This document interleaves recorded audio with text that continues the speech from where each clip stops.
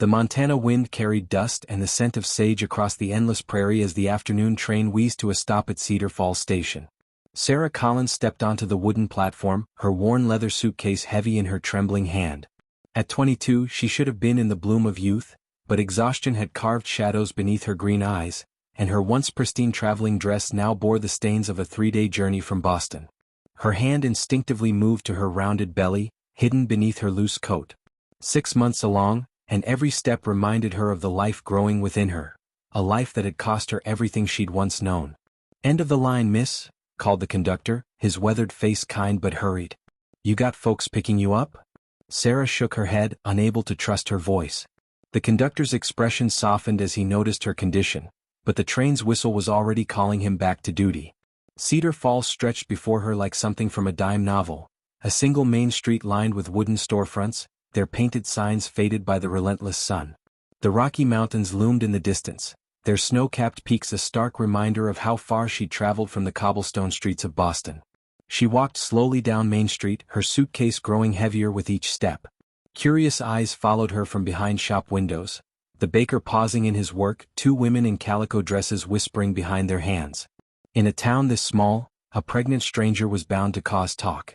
At Murphy's General Store, she stopped to ask directions. The elderly proprietor, his suspenders straining over his round belly, looked her up and down with barely concealed disapproval. "McKenna Ranch?" he repeated, stroking his gray beard. "That's about 5 miles north of town.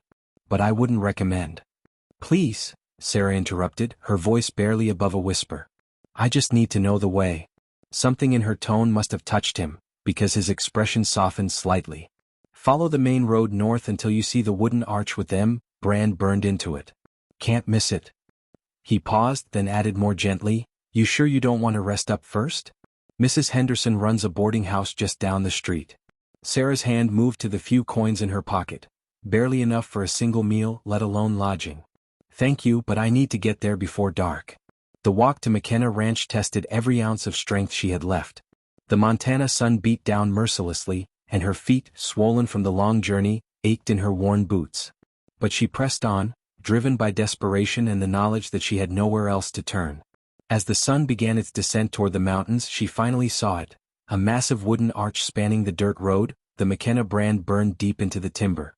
Beyond it stretched the largest ranch she'd ever seen, with rolling pastures dotted with cattle and horses.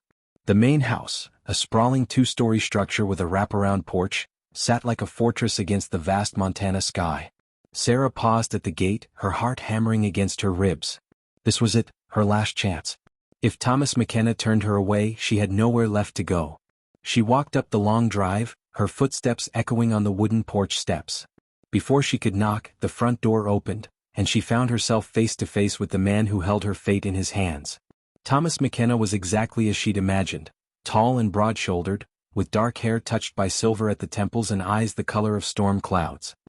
His face was weathered by years under the Montana sun, and there was a gravity about him that spoke of a man who'd known both triumph and loss.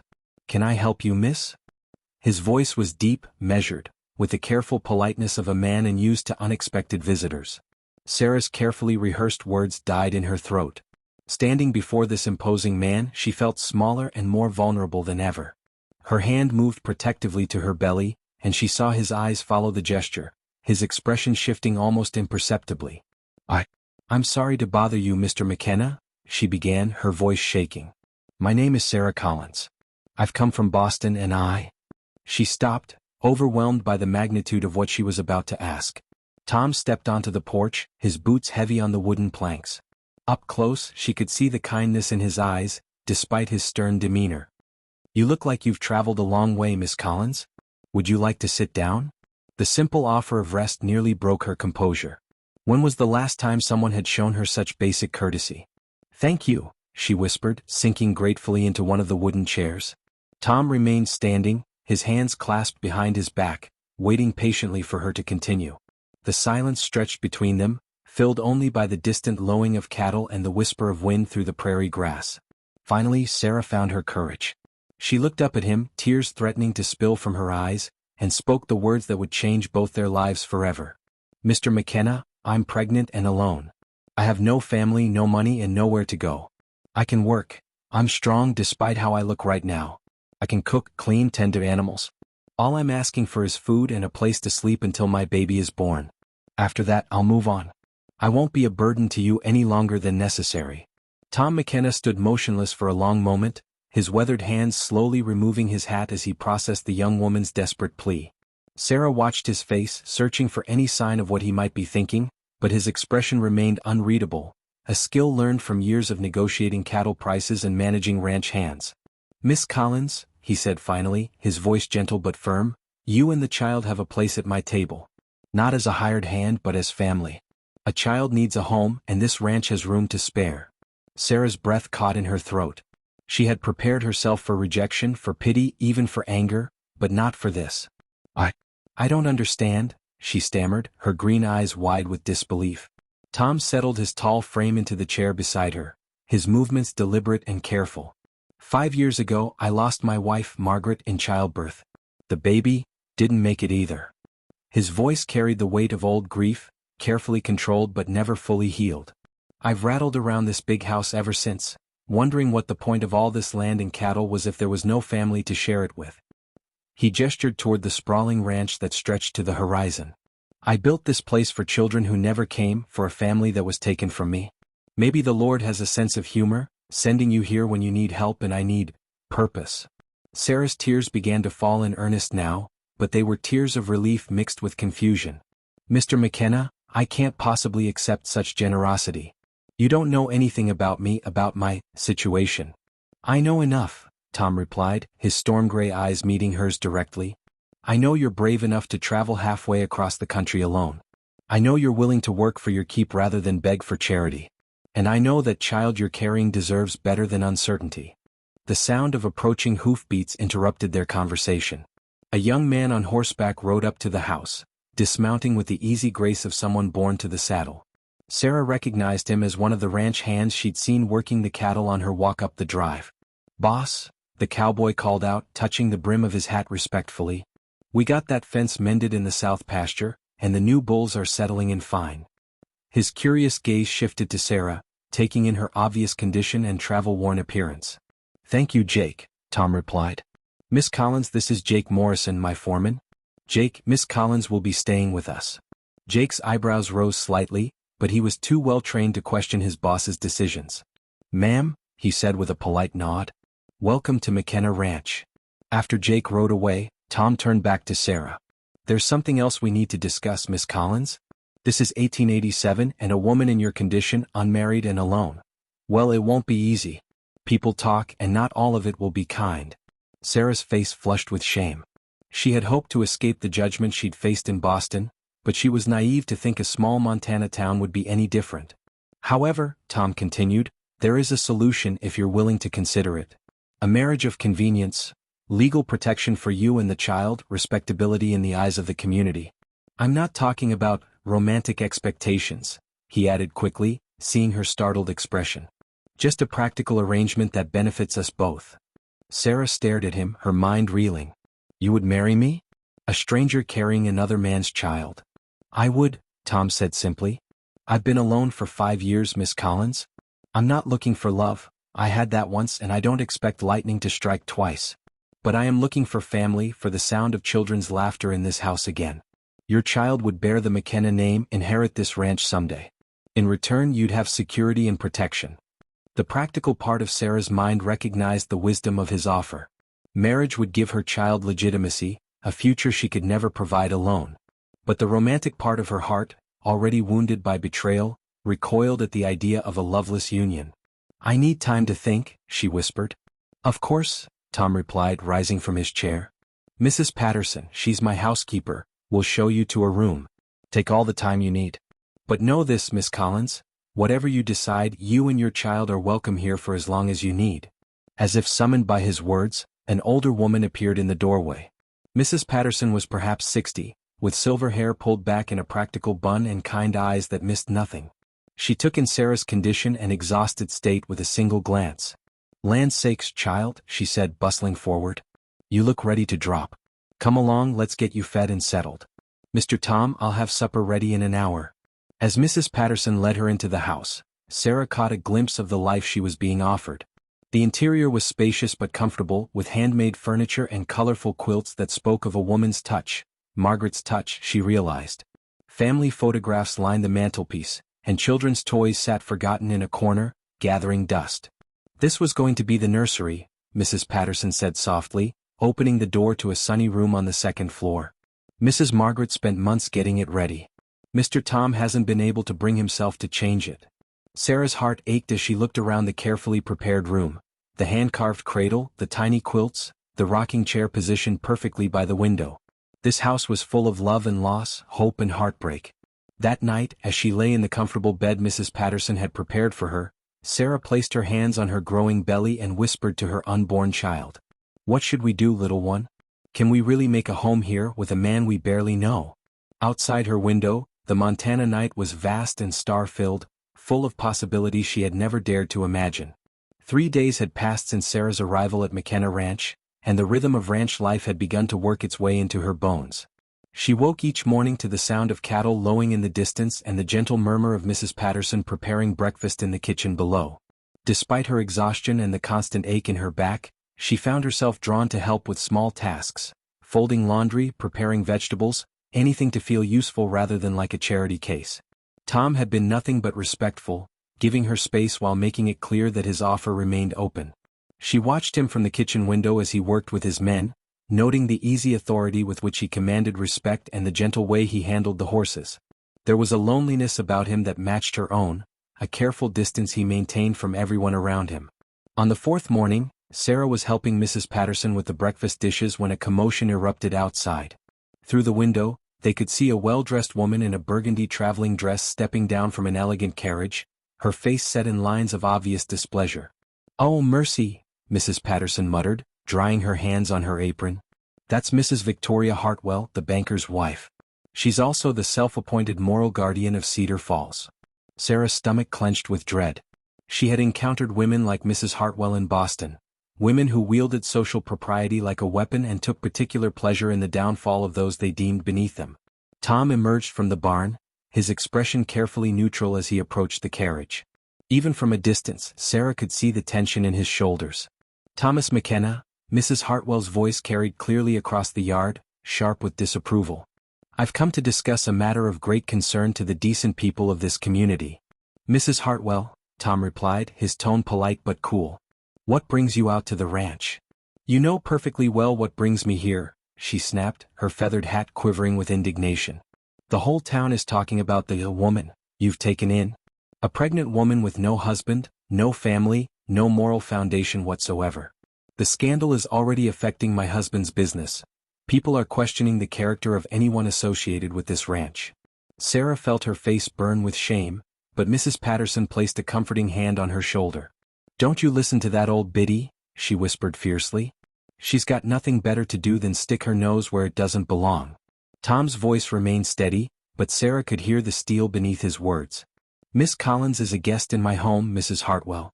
I fail to see how that concerns anyone but myself." "A guest?"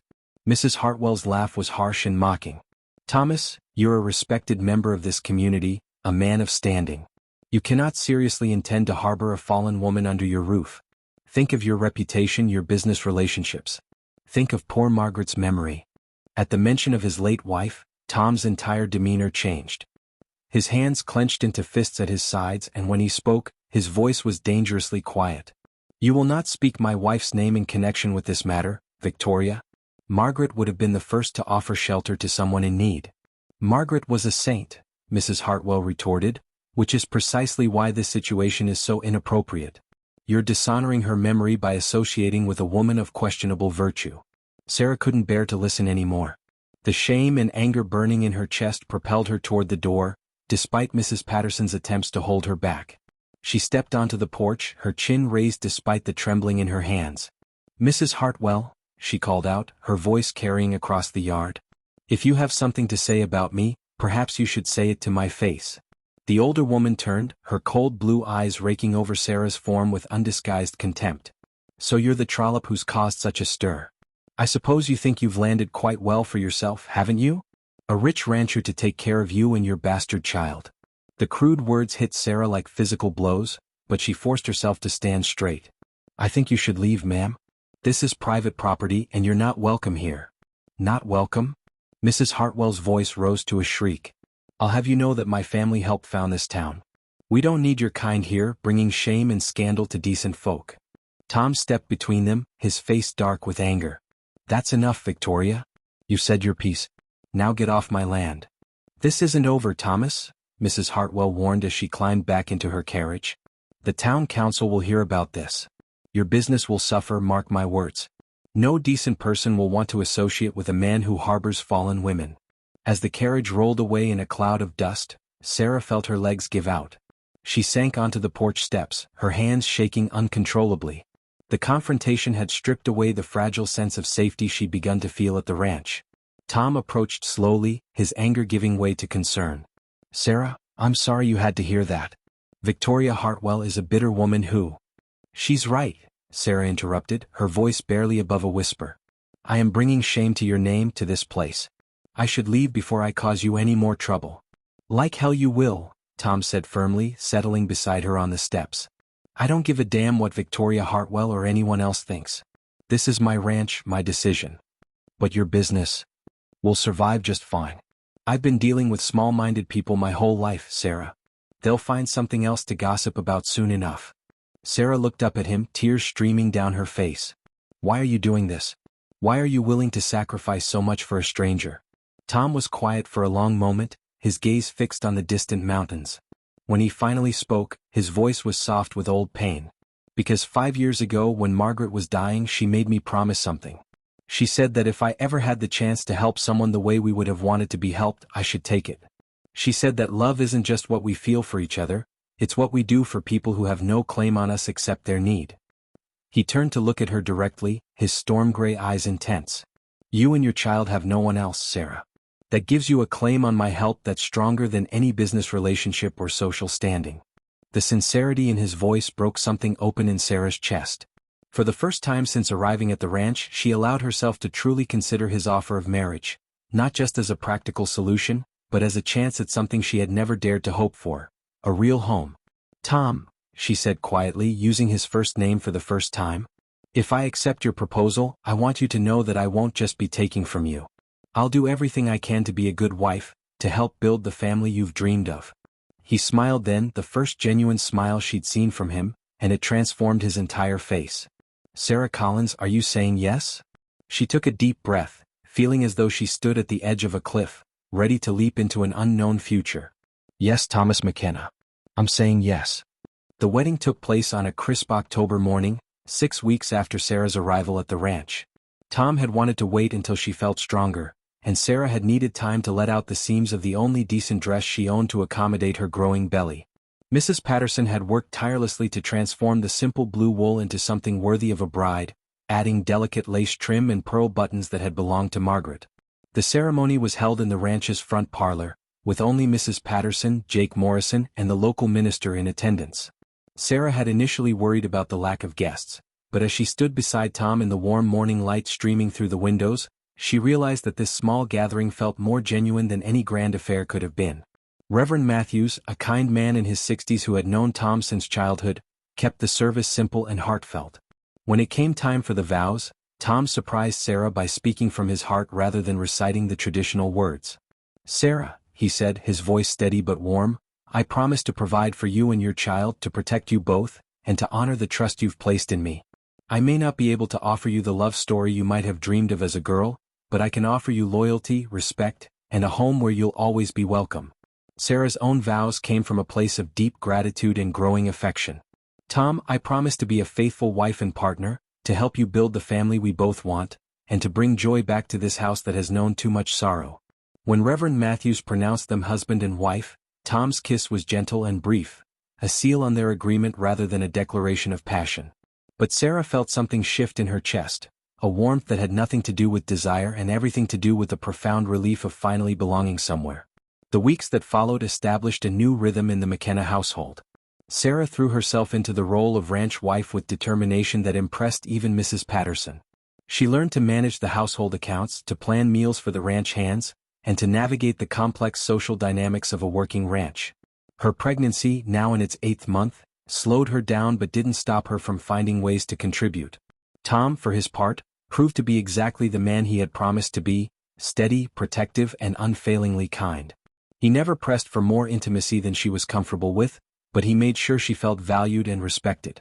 He would ask her opinion on ranch matters, include her in decisions about the household, and in the evenings, they would sit together on the porch, talking about their plans for the future. It was during one of these evening conversations that Sarah first felt the baby kick strongly enough for Tom to notice. She gasped and placed her hand on her belly, and without thinking, she reached for his hand and pressed it to the spot where she'd felt the movement. "Did you feel that?" she asked, her eyes bright with excitement. Tom's face went very still as he felt the strong kick against his palm.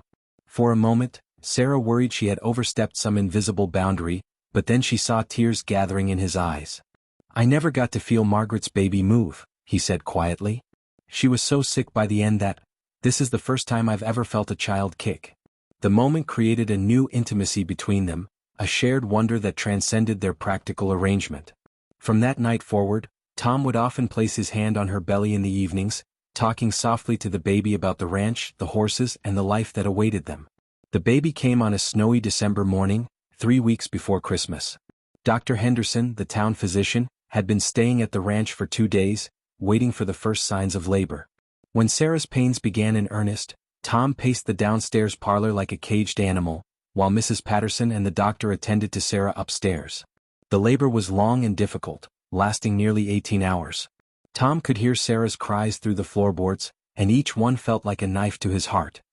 He found himself praying desperately to a God he hadn't spoken to since Margaret's death, bargaining for Sarah's life and the life of the child she carried. When the baby's cry finally pierced the morning air, Tom sank to his knees in relief. Mrs. Patterson appeared at the top of the stairs, her face glowing with joy. "Mr. Tom," she called down, "you have a beautiful, healthy daughter. And Sarah, she's tired but she's fine. She's asking for you." Tom climbed the stairs on unsteady legs, his heart pounding with a mixture of relief and anticipation. He found Sarah propped up in bed, exhausted but radiant, holding a tiny bundle wrapped in one of Margaret's carefully preserved baby quilts. "Tom," she said softly, "meet your daughter." The word daughter hit him like a physical blow. Not the baby, or my child, but your daughter. Sarah was giving him the gift he had never dared to hope for, a family, a future, a reason to believe in happiness again. He approached the bed slowly, almost afraid to breathe. Sarah placed the baby in his arms, and Tom looked down into the tiny face that would change his life forever. The baby had Sarah's delicate features but dark hair that reminded him of his own childhood photographs. "What should we name her?" he asked, his voice rough with emotion. Sarah smiled, her green eyes soft with exhaustion and something that looked remarkably like love. "I was thinking, Hope McKenna." Tom nodded, unable to speak past the lump in his throat. "Oh, it was perfect.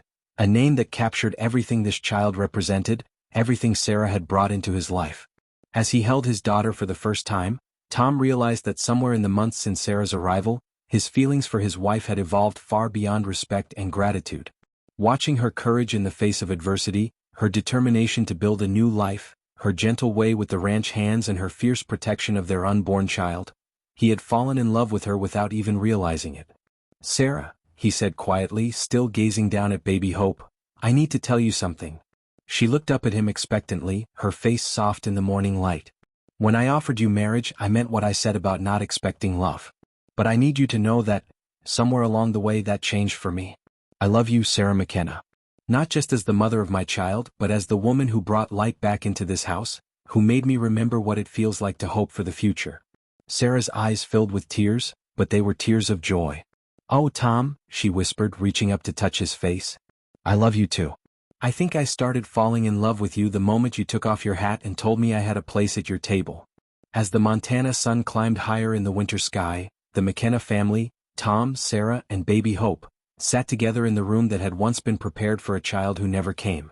But now it was filled with new life, new love, and the promise of all the tomorrows they would build together. Outside, the snow continued to fall, blanketing the ranch in pristine white.